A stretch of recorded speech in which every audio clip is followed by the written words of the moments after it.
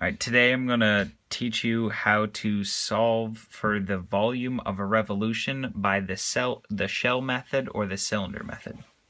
So first of all, we're looking at the equation f of x equals 3x minus x squared, and we're supposed to rotate it around the y-axis.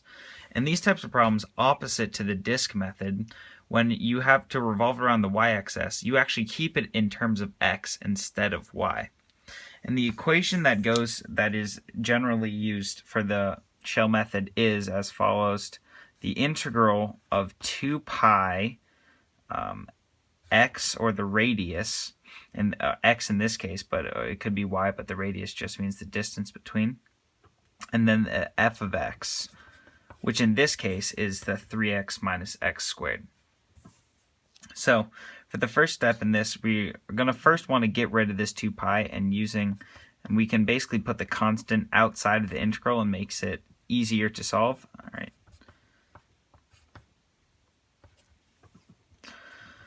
Alright. So now that we have 2 pi isolated away, we can now actually distribute this x to make it easier to take the integral of.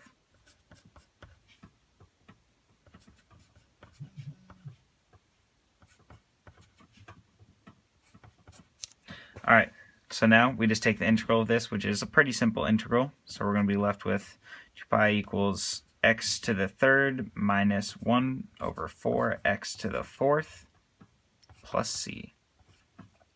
And this is going from, so first we need to get the actual intercepts and what it is. So judging from this graph, we can see that it's obviously, we're going to be using the values 0 and 3. But if you don't have a graph for these types of problems, what you can really just do is just solve the equation by either factoring and or setting the equation equal to each other, if that is the case. So we're just going to be using the values from 0 to 3. Now, what we have to do first is we are going to now just put the greater value, which is 3. So we're going to have 3 cubed minus 1 over 4 times 3 to the fourth plus c, and that's going to be subtracted from 0 to the third minus 1 over 4 0 to the fourth plus c.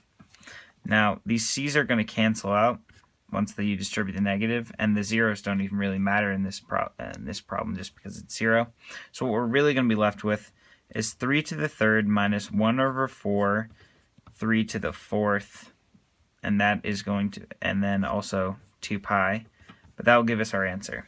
So after simplifying that, we're going to be left with 2 pi times 27 over 4, which once you multiply this will be 54 over 4, which is really just, again, 27 over 4 pi.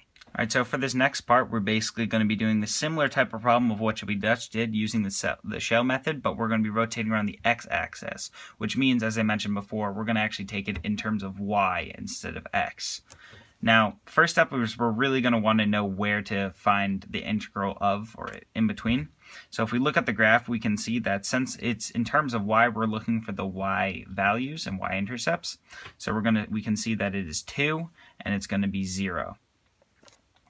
Now, so now we can actually set up the equation, which is going to be 2 pi, the integral of 2 pi y times 4 minus y squared dx. Now it's y instead of x just because it's the radius, and it's however expressed in whatever type of equation, whether it's around x-axis or y-axis, it's just what the radius is, and if that, what term, in terms of what variable.